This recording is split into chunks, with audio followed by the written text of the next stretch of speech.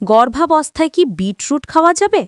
হ্যাঁ, গর্ভাবস্থায় বিটরুট খাওয়া সাধারণত নিরাপদ এবং উপকারী। এটি পুষ্টিগুণে ভরপুর একটি সবজি যা মা ও শিশুর স্বাস্থ্যের জন্য অনেক গুরুত্বপূর্ণ উপাদান সরবরাহ করে। তবে যে কোনো খাদ্য পরিবর্তনের আগে আপনার চিকিৎসক বা ডায়েটিশিয়ানের পরামর্শ নেওয়া জরুরি।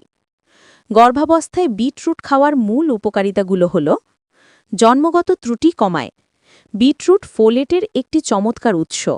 গর্ভাবস্থার প্রথম দিকে পর্যাপ্ত ফোলেট গ্রহণ শিশুর মস্তিষ্ক ও মেরুদণ্ডের জন্মগত ত্রুটি যেমন নিউরাল টিউব ডিফেক্টস প্রতিরোধে সাহায্য করে। রক্ত স্বল্পতা প্রতিরোধ।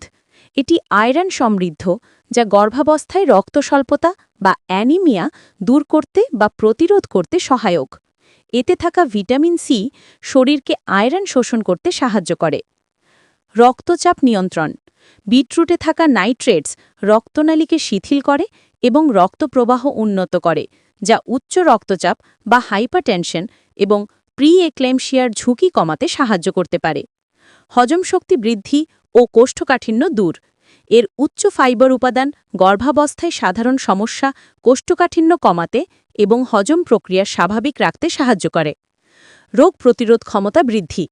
বিটরুটে থাকা অ্যান্টিঅক্সিডেন্ট এবং ভিটামিন সি রোগ প্রতিরোধ ক্ষমতা বাড়াতে সাহায্য করে। কিছু সতর্কতা: পরিমিত মাত্রায় খাওয়া। যদিও বিটরুট উপকারী, তবে এটি পরিমিত মাত্রায় খাওয়া উচিত। সাধারণত প্রতিদিন 1 থেকে 2টি ছোট বিটরুট বা 1 কাপ বিটের রস। কিডনিতে পাথরের ঝুঁকি। বিটরুটে অক্সালেট থাকে যা কিডনিতে ক্যালসিয়াম অক্সাইড পাথর তৈরি করতে পারে। তাই যাদের কিডনির সমস্যা আছে বা অতীতে পাথর হয়েছে তাদের বিটরুট খাওয়ার আগে অবশ্যই ডাক্তারের পরামর্শ নেওয়া উচিত। নিম্ন রক্তচাপ।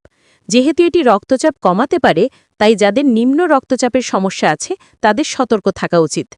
বদহজম বা ডায়রিয়া।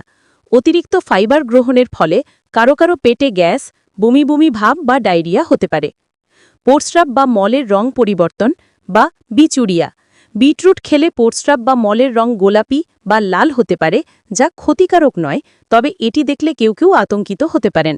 পরামর্শ: বিটরুট কাঁচা, স্যালাড, সবজি হিসেবে রান্না করে বা জুস করে খাওয়া যেতে পারে, তবে সবসময় ভালো করে পরিষ্কার করে খাওয়া উচিত। যে কোনো সন্দেহ থাকলে আপনার প্রসূতি বিশেষজ্ঞ বা অবস্টেট্রিশিয়ানের সাথে কথা বলুন।